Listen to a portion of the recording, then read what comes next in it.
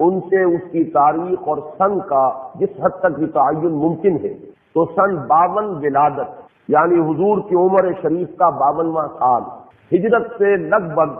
1.5 سال قبل ماہ رجب کی 27ویں شب کو وہ محیر العقول واقعہ پیش آیا کہ جسے ہم معراج کے نام سے جانتے ہیں۔ اس واقعے کی حقیقت کیا ہے، اس کی اہمیت کیا ہے، اس موضوع پر گفتگو کرنے کے ضمن میں سب سے پہلے ہمیں معین کرنا ہوگا کہ ہماری سورسز کیا ہے۔ ظاہر بات ہے کہ ہمارے لیے کسی بھی ضمن میں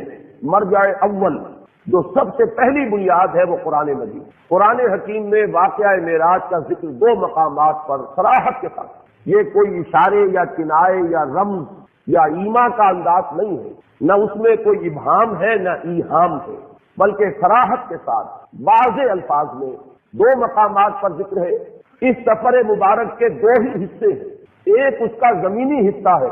مسجد حرام سے مسجد اقصیٰ تک، اور ایک اس کا آسمانی حصہ ہے مسجد اقصیٰ سے سدرۃ المنتہا تک۔ چنانچہ قرآن مجید میں 2 مقامات پر اس واقعے کے انہی 2 حصوں کو جدا جدا بیان کیا گیا۔ 15ویں پارے کی بھی پہلی آیت ہے اور سورہ بنی اسرائیل کی بھی پہلی آیت ہے، جس میں اس کے زمینی حصے کا ذکر ہے سبحان الذی اسری بعبدہ لیلا من المسجد الحرام الی المسجد الاقصی، پاک ہے وہ ذات جو لے گئی راتوں رات اپنے بندے کو شب کے ایک حصے میں مسجد حرام سے مسجد اقصیٰ تک، الذی بارکنا حولہ، جس کے ماحول کو ہم نے مبارک بنایا، لنریہ من آیاتنا، تاکہ ہم دکھائیں اسے صلی اللہ علیہ وسلم اپنی نشانیوں میں سے، انہ هو السمیع البصیر، سب کچھ سننے والا اور سب کچھ دیکھنے والا تو صرف وہ ہے۔ یہ ہے سورہ بنی اسرائیل کی پہلی آیت کی سورہ مبارکہ کا نام سورہ اسراء بھی ہے، بلکہ عرب ممالک میں قرآن مجید جو چھپتے ہیں تو وہاں سورہ بنی اسرائیل کے نام سے اسے موسوم نہیں کیا جاتا، سورۃ الاسراء اس کا نام۔ جو اس کا آسمانی حصہ ہے اس کا ذکر سورۃ النجم میں ہے، وہ آیات بھی میں نے آپ کے سامنے تلاوت کی تھی، لیکن ان کا ترجمہ میں بعد میں اپنی تقریر کے دوران ہی کروں گا۔ تو مرجع اول جو ہے ہمارا وہ قرآن حکیم، جس میں صراحت کے ساتھ یہ واقعہ مذکور ہے، لہذا اس کا انکار کفر ہوگا، اگرچہ توجیہ تعویل اس کی حقیقت کیا تھی اس کے اعتبار سے اگر کوئی الفاظ قرآنی میں جس حد تک گنجائش ہو اس حد تک اگر اختلاف ہو تو وہ اختلاف جو ہے اس کو ہم کفر تک نہیں سمجھیں۔ دوسرا مرجع جو ہے دین میں قرآن کے بعد وہ احادیث نبویہ اعلیٰ صاحب الصلاۃ والسلام۔ احادیث میں ہمیں معلوم ہے کہ درجہ بندی ہے، سند کے اعتبار سے قوی ترین احادیث وہ ہے جو صحیحین میں ہے، صحیح بخاری اور صحیح مسلم۔ ان میں سے بھی وہ حدیثیں کہ جو ان دونوں میں موجود ہوں، جن کی صحت پر یہ دونوں امام متفق ہو گئے ہیں، وہ اپنی سند کے اعتبار سے قرآن مجید کے آس پاس پہنچ جاتی ہیں۔ اس صراحت کے بعد یہ جان لیجئے کہ اگرچہ احادیث جن کی تعداد کثیر ہے، جن میں سے واقعہ معراج کا ذکر ہے اور اس کی مختلف تفاصیل جو ہے مذکور ہے، تاہم جو نوٹ کرنے والی بات ہے وہ یہ ہے کہ کم سے کم 28 صحابہ ہیں کہ جن سے یہ واقعہ معراج مروی، کیونکہ ایک ایک روایت کئی صحابہ سے، اس اعتبار سے روایات کی تعداد تو بڑھ جائے گی، بہت کثیر ہوگی، لیکن صحابہ کرام 28 ہیں کہ جن سے وہ احادیث مروی ہیں کہ جن میں معراج کا ذکر ہے تفصیلاً یا اجمالاً، اور ان میں ایک بڑی مفصل روایت وہ بھی ہے کہ جو متفق علیہ ہے، یعنی احادیث سے اس طبقے سے تعلق رکھتی ہے کہ جس کے بارے میں کسی شک و شبے کی گنجائش بہت ہی کم رہ جائے۔ اس حدیث میں جو تفاصیل آئی ہیں انہیں ہمیں من و عن ماننا ہو۔ اس تمہید کے بعد اب پہلے میں یہ عرض کروں گا کہ اس واقعے کی نوعیت کیا ہے، آیا یہ کوئی منفرد واقعہ ہے کہ جو صرف نبی اکرم صلی اللہ علیہ وسلم کو پیش آیا ہو، یا یہ کہ یہ نبوت و رسالت کے مستقل معاملات میں سے ایک معاملہ ہے، اور مختلف انبیاء اور رسول کے ساتھ جو فرق و تفاوت ہے وہ آیا نوعیت کا ہے یا کیفیت کا ہے۔ یہ بات جان لیجئے، مکاشفات، مشاہدات، یہ تو نبوت کا جزو لا ینفک۔ اس کی وجہ یہ ہے کہ انبیاء اور رسول اس خدمت پر مامور ہوتے ہیں کہ وہ امور غیبی کی اطلاع دیں جن پر ایمان لانا لوگوں کے لیے ضروری ہے۔ جنت ہے، دوزخ ہے، ملائکہ ہے، اب یہ چیزیں جو ہے یہ ہماری نگاہوں کے سامنے نہیں ہے۔ اسی طریقے سے جو پیش آنے والے واقعات ہیں جب تک وہ پیش نہیں آ جاتے پردہ غیب میں، یوم الآخر، قیامت کا دن، ایک امر غیبی ہے۔ سب سے بڑھ کر یہ کہ ذات باری تعالی اب یا یوں کہہ لیں کہ وہ غیب میں ہے یا یوں کہہ لیں کہ ہم اس سے غیب میں ہیں، نتیجتاً کوئی فرق واقع نہیں ہوتا۔ میں نے آج جمعے کی تقریر میں بھی عرض کیا تھا کہ ہم یوں کہیں کہ ہمارے اور اس کے مابین غیب کا پردہ حائل ہے۔ یہ وہ چیزیں ہیں کہ جن پر ایمان لانا لا بد من، ہدایت کا نقطہ آغاز ہی یہ ہے کہ ان کو مانا جائے۔ یہی وجہ ہے کہ سورہ بقرہ میں ہدایت کے لیے جو شرط اولین بیان کی گئی، الف لام میم ذالک الکتاب لا ریب فیہ ھدی للمتقین الذین یؤمنون بالغیب، یہ شرط اول ہے۔ اب جو ہستیاں اس خدمت پر معمور ہوئی ہوں کہ وہ ان امور غیبیہ پر ایمان کی دعوت دیں، ظاہر ہے کہ انہیں تو ان پر بدرجہ تمام و کمال ایمان اور یقین ہونا چاہیے۔ جب تک وہ ایمان اور یقین ان کے اندر اپنے درجہ تمام و کمال کو نہ پہنچا ہوا ہوگا، وہ دوسروں تک اس ایمان بالغیب کو کیسے منتقل کرے؟ اب یہ بھی جان لیجئے کہ ایمان اور یقین کے مراتب ہیں۔ ایک یقین وہ ہے جو فکر و نظر اور تعقل و تفکر کے نتیجے میں پیدا ہو جاتا ہے، ایک یقین وہ ہے کہ جو خود ذاتی مشاہدے سے پیدا ہوتا ہے، اس سے بھی بلند تر ایک درجہ ہے کہ جو انسان کے ذاتی تجربے اور احساس سے ہوتا ہے۔ قرآن مجید میں اس کے لیے 3 اصطلاحات استعمال ہوئی: علم الیقین، عین الیقین، حق الیقین۔ علم الیقین یہ ہے کہ آپ نے استنباط کیا، استدلال کیا اور کسی چیز کا علم آپ کو حاصل ہوا، آپ کو یقین آ گیا۔ عین الیقین یہ ہے کہ آپ نے اس چیز کو دیکھا، اور حق الیقین کا درجہ اس سے بلند ہوگا،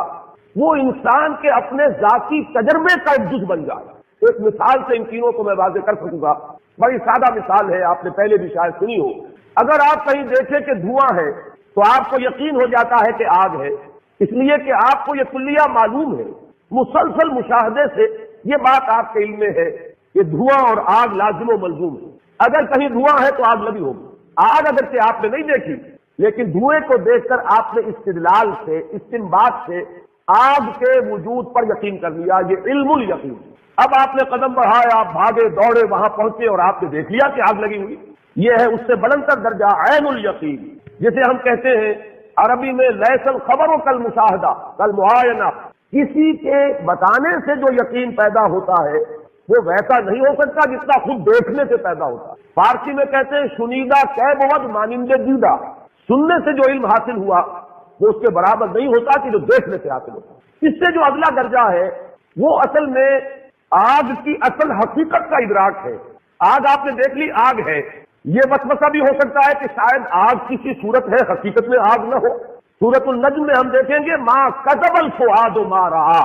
اس میں اشارہ اسی وسوسے کی طرف ہے کہ کسی وقت انسان ایک شے کو دیکھ رہا ہوتا ہے لیکن یقین نہیں آتا کہ میں ٹھیک دیکھ رہا ہوں۔ آنکھ می بینین یا رب ببیداری یا رب یا بخواب، اے اللہ جو کچھ میں دیکھ رہا ہوں یہ بیداری میں دیکھ رہا ہوں یا خواب میں دیکھ رہا ہوں لیکن یقین نہیں آ رہا۔ اس وسوسے کا ازالہ کلیتاً ہو جائے گا جب وہ آگ آپ کو چھو جائے۔ اب معلوم ہوگا یہ آگ صورت آگ نہیں، حقیقت آگ ہے، یہ واقعتاً آگ ہے۔ اور کبھی آپ کو اندازہ ہوگا آگ کہتے کسے ہیں۔ اگر کبھی انگارے نے آپ کے جسم کو چھوا نہ ہو اور ساری عمر آگ صرف دیکھی ہو تو دیکھی ہوئی بھی ہے لیکن اس کی حقیقت کا علم آپ کو نہیں ہے جب تک کہ وہ آگ کہیں آپ کے جسم سے مس نہ ہو۔ یہ ہے وہ ذاتی تجربہ، انسان کے اپنے احساس تک جب رسائی ہو جاتی اس چیز کی تو یہ ہے حق الیقین۔ اب ظاہر بات ہے کہ انبیاء کو جو یقین منتقل کرنا ہے دوسروں میں، اس کے لیے ان کا تجربہ، ان کا معائنہ اگر یہ نہ ہو تو یقین کا وہ درجہ کبھی پیدا نہیں ہو سکتا کہ ان کی ہستیوں سے یقین متعدی ہو، لوگوں تک پہنچے، پھیلے۔ جیسے بھٹی اگر ہے آگ کی تو اس سے حرارت خود بخود نکلتی ہے اور دوسروں تک پہنچ جاتی ہے۔ یہ ہے اصل میں وہ سبب جس کی بنا پر عالم ملکوت کے مشاہدات اللہ تعالیٰ انبیاء اور رسولوں کو کراتا ہے۔ یہ مکاشفات کی شکل میں بھی ہوئے ہیں، یہ رویات کی شکل میں بھی ہوئے ہیں، یہ حالت نوم میں بھی ہوئے ہیں، حالت بیداری میں بھی ہوئے ہیں۔ ان دونوں کے بین بین کی ایک کیفیت ہے، بین النوم والیقظہ، بیداری اور سونے کے درمیان کی کوئی کیفیت ہے۔ اس میں کچھ چیزوں کو ممثل کر کے بھی دکھایا گیا ہے، بعض حقائق براہ راست مشاہدہ کرائے گئے، جیسے جیسے مراتب ہے ویسے ویسے ہی ان تجربات اور ان مشاہدات کا معاملہ ہے۔ سورہ انعام کی آیت نمبر 75 میں فرمایا وَكَذَلِكَ نُرِي إِبْرَاهِيمَ مَلَكُوتَ السَّمَاوَاتِ وَالْأَرْضِ وَلِيَكُونَ مِنَ الْمُوقِنِينَ، اسی طرح ہم ابراہیم کو دکھاتے رہے ملکوت السماوات والارض، ہماری جو خفیہ حکومت ہے، اس کائنات کا جو ایک نظام ہے، جو ایک حکومت ہے، اللہ کی حکومت، اس کے بھی کارندے ہیں، اس کی سول سروس ہے، وہ ملائکہ ہے، لیکن یہ ہماری نگاہوں سے مخفی ہے، ملائکہ تو ہے، یہاں ہے، ہم میں سے ہر ایک کے ساتھ ہے، کرامن کاتبین موجود ہیں، لیکن یہ کہ وہ مخفی ہے، وہ غیب میں ہے یا ہم اس سے غیب میں ہے، اس عالم کا مشاہدہ کرایا جاتا رہا۔ کذالک نری ابراہیم ملکوت السماوات والارض، آسمانوں اور زمین کی وہ خفیہ حکومت، وہ غیبی حکومت، اس کے معاملات دکھائے جاتے رہے۔ اور اگلا ٹکڑا بہت اہم ہے میری اس گفتگو کے اعتبار سے، وَلِيَكُونَ مِنَ الْمُوقِنِينَ، تاکہ وہ صاحب یقین لوگوں میں سے بن جائے۔ ایمان تو محض خبر کی بنیاد پر بھی ہے، لیکن یقین کا جو درجہ جو میں نے عرض کیا ہے، یہ اپنے مشاہدے اور اپنے تجربے میں جو آنے کے بعد یقین پیدا ہوتا ہے، اس درجے کا یقین انبیاء اور رسل کو دینا مقصود ہے، لہذا انہیں یہ مشاہدات کرائے۔ البتہ جیسے نبوت و رسالت کے سلسلے کی تکمیل ہوئی محمد رسول اللہ صلی اللہ علیہ وسلم، اسی طریقے سے ان مشاہدات کے بارے میں بھی چوٹی کا مشاہدہ، ان تجربات کے ضمن میں بھی بلند ترین تجربہ وہ ہے جو محمد رسول اللہ صلی اللہ علیہ وسلم کو۔ البتہ حضور کے بارے میں بھی یہ بات ضرور ذہن میں رکھیے کہ یہ واحد تجربہ نہیں ہے، بے شمار تجربات ہیں۔ آپ نماز پڑھا رہے، استسقاء کی نماز، اور جنت آپ کے سامنے لے آئی گئی، اور بے اختیار آپ کا ہاتھ اٹھا کہ کوئی میوہ جو ہے اس جنت کے کسی درخت کا آپ توڑ لیں۔ یہ کنڈیشن ریفلیکٹ ہے، اس میں ارادے کو دخل نہیں ہوتا، یہ بالکل بے اختیار معاملہ۔ جنت سامنے آ گئی، درخت ہے، ہاتھ بڑھا، پھر آگ لے آئی گئی، جہنم جو ہے سامنے لے آئی گئی، اور آپ پیچھے ہٹے، اس کی حرارت، اس کی گرمی، اس کی دہشت جو ہے اس کی وجہ سے۔ اور یہ نماز میں ہو رہا ہے، عالم بیداری میں ہو رہا ہے، حضور مجمع میں ہے، خلوت میں نہیں ہے، وہاں ہو رہا ہے۔ تو ہم تو مشاہدات کا احاطہ نہیں کر سکتے جو محمد رسول اللہ صلی اللہ علیہ وسلم ہے۔ اس کے حوالے سے جو بات میں چاہتا ہوں معراج کے بارے میں کہ آپ ذہن نشین کر لیں، وہ یہ ہے کہ معراج کے ضمن میں جو روایات آتی ہیں ان میں بہت اختلاف ہے۔ ایک تو ہے مجرد وہ واقعہ، وہ تو متفق علیہ ہے، ایک ہے اس خاکے میں جو تفصیلات کا رنگ ہے، اس وہ جدا جدا ہے مختلف روایات میں۔ ان میں بھی ایک تو وہ چیزیں ہیں جو ایک دوسرے میں فٹ ان کر جاتی ہیں کہ ایک واقعہ آپ نے بھی دیکھا، ایک واقعہ ایک اور نے بھی دیکھا، آپ نے بیان کیا تو شاید اس کی کچھ اور ڈیٹیلز آپ بیان کریں گے۔ ہر شخص کا اپنا ایک ذوق ہے، اپنا ایک مزاج ہے، اسی کے اعتبار سے اس کے ریسیورز ہیں۔ ایک چیز آپ کے نزدیک آپ کے ذوق کے اعتبار سے اہمیت نہیں رکھتی، وہ آپ سنیں گے یاد نہیں رہے گی، بلکہ اس وقت بھی آپ کے ذہن میں آئے گی نہیں۔ ایک چیز کی طرف آپ کو زیادہ میلان ہے، اس کو آپ فوراً کیچ کریں گے، پکڑیں گے، محفوظ کر لیں گے۔ تو ایک ہی واقعہ بیان کیا جا رہا ہے، 2 افراد نے سنا، 5 نے سنا، وہ جب بیان کریں گے تو تھوڑا تھوڑا فرق ہو جائے گا، لیکن ان فرق کو آپ جوڑ کر ایک وحدت بنا سکتے۔ تو ایک تو ہے اختلاف اس نوعیت کا، اس میں تو کوئی کسی تعویل مزید کی کوئی ضرورت نہیں ہے۔ کہیں یہ ہو جائے گا کہ ایک حصہ اس واقعے کا پہلے بیان کر دے گا، کوئی شخص بعد میں یاد آئے گا وہ بات میں نے اس کو بعد میں بیان کرے گا۔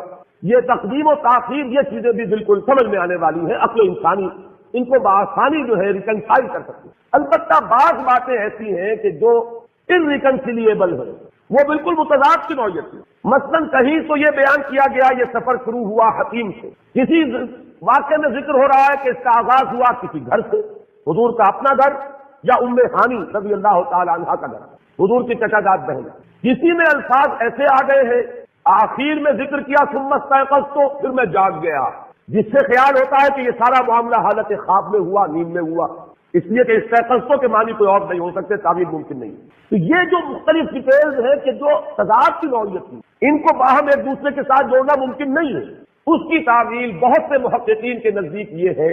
کہ واقعہ معراج بھی ایک بار نہیں ہوا، کئی بار ہوا، بجائے اس کے کہ اس میں سے ایک کو ہم قبول کریں دوسرے کو رد کریں۔ میرا اپنا احساس یہ ہے، اگرچہ محققین کے مابین اس معاملے میں اختلاف رہے گا اور رہا ہے، بعض حضرات اس کو تسلیم نہیں کرتے کہ واقعہ معراج بار بار ہوا، بعض حضرات کی یہ رائے ہے، میں اپنا ذاتی آپ کے سامنے خیال پیش کر رہا ہوں کہ کم سے کم 2 مرتبہ ضرور معراج ہوا ہے محمد رسول اللہ صلی اللہ علیہ وسلم۔ ایک مرتبہ یہ معراج ہوا ہے بالکل ابتدائی زمانے میں، نبوت کا ابتدائی دور، یہ یوں سمجھیے کہ سن 2-3 نبوی یا سن 42-43 ولادت، اور یہ ہوا ہے حالت نوم میں۔ وہ روایات جڑیں گی اس کے ساتھ کہ ثم استيقظت، پھر میں جاگ گیا۔ یہ تجربہ جو ہے اس کو نیند میں ایک روحانی تجربے، ایک مکاش سے، ایک رویا سے تعبیر کریں گے۔ اور یہ جو واقعہ ہے جسے ہم معراج کے نام سے جانتے ہیں، یہ ہوا ہے سن 12 میں، اور یہ یوں سمجھیے کہ جب آپ کی عمر شریف کا 52واں سال ہے، ہجرت سے لگ بھگ 1.5 سال قبل۔ یہ واقعہ در حقیقت ان تجربات کی کہ جو آج تک ہوئے تھے، یہ ان کی تکمیل ہے، یہ ان کا نقطہ عروج ہے، یہ ان کا کلائمیکس ہے۔ اور یہ سفر جو ہے ہرگز نیند میں نہیں ہوا، یہ صرف روحانی تجربہ نہیں ہے، یہ کوئی رویا یا خواب نہیں ہے، بلکہ یہ سفر ہے بجسدہ شریف، हुजूर के जसद मुबारक के साथ ये पूरा का पूरा वाकया पेश आया। इस ज़मन में चूंकि इस दौर में ये रैशनलिज्म का दौर है, अगरचे आम तौर पर पढ़े लिखे लोग जानते हैं 18th सेंचुरी रैशनलिज्म, इसको 18वीं सदी ईस्वी से मंसूब किया जाता है, लेकिन चूंकि वो अल्लामा इकबाल का शेर मुझे याद आया, मगरिब और मशरिक का फर्क उन्होंने वाज़ेह किया कि वहां दिगरगू है लहजा लहजा, यहां बदलता नहीं जमाना। मगरिब में फिक्र इंसानी कई कलाबाजियां खा चुकी है और मशरिक के कुछ मुफक्किरीन हैं जो अभी तक 18वीं सदी ईस्वी के रैशनलिज्म को चाट रहे हैं। तो मगरिब तो खत्म हो चुका, साइंस के प्रेमिसिस तब्दील हो गए, मुकदमात चेंज हो चुके, उसूल बदल चुके हैं। लेकिन हमारे यहाँ कुछ लोग हैं जो अभी वो न्यूटोनियन फिजिक्स को जो है वो लेकर मजबूती से पकड़े गए, और यही वो लोग हैं कि जिनके नजदीक ये मुहालात में से है, नामुमकिनात में से है। मैं इसीलिए कहा करता हूं कि अगर सर सैयद ने ठोकर खाई तो वो काबिल रहम है, माजूर है, वो आज से 100 साल पहले के इंसान है। लेकिन जो लोग सर सैयद के फिक्र पर इस वक्त अपनी दुकानें चमका रहे हैं, ये मुकल्लिद महज है, इनके पास तो दर हकीकत वो जो कॉमन सेंस नाम की शैली नहीं है कि उन्हें ये अंदाजा हो कि हम किस दौर में ये बात कर रहे हैं। ये आइंस्टाइन की फिजिक्स का जमाना है, फिजिक्स के मुकदमात तब्दील हो चुके हैं। अब मैटर इंडेस्ट्रक्टिबल नहीं रहा, अब साइंस वहां पहुंच चुकी है कि नजरी एतबार से तस्लीम किया जाता है कि अगर कोई physical object velocity of light के साथ मूव करेगा तो उसके लिए वक्त नहीं गुजरेगा। हिसाब ने यह साबित कर दिया, अगरचे हम इसका भी तसव्वुर नहीं कर सकते। सबसे ज्यादा रफ्तारें इंसान के सामने दो थी, एक आवाज की रफ्तार, उससे तो इंसान आगे गुजर गया है। बंदूक की गोली पहले जाया करती थी आवाज से आगे, लगती पहले थी, आवाज बाद में आती थी, लेकिन अब तो सुपरसोनिक जेट है, आवाज से कहीं ज्यादा उनकी अपनी रफ्तार। अब सिर्फ एक रफ्तार रह गई है, वेलोसिटी ऑफ लाइट, वहां तक पहुंचने का कोई तसव्वुर अभी हमें हासिल नहीं है। लेकिन हम जानते हैं कि मुमकिन है, वो इंसानी कुदरत से मुमकिन न हो, अल्लाह की कुदरत से मुमकिन है। वो चाहे बिलफेल हमारे लिए अभी अचीव करना उसका मुमकिन न हो, लेकिन अब वो बात अक्ल में आती है, हिसाब किताब से वो बात बरामद हो रही है। सिर्फ ये फर्क है इंसानी कुदरत और अल्लाह की कुदरत का, जिसकी तरफ इशारा करके बात शुरू की गई, सुब्हानल्लज़ी अस्रा बिअब्दिही, पाक है वो जात जो ले गई अपने बंदे को रातों रात मस्जिद अक्सा से मस्जिद हराम से मस्जिद अक्सा। अगर ये बात किसी इंसान की तरफ मंसूब होती तो बात और थी, अगर ये फेल हुजूर की तरफ मंसूब होता कि हुजूर गए तो बात और थी कि मैं आया नहीं लाया गया हूं। हुजूर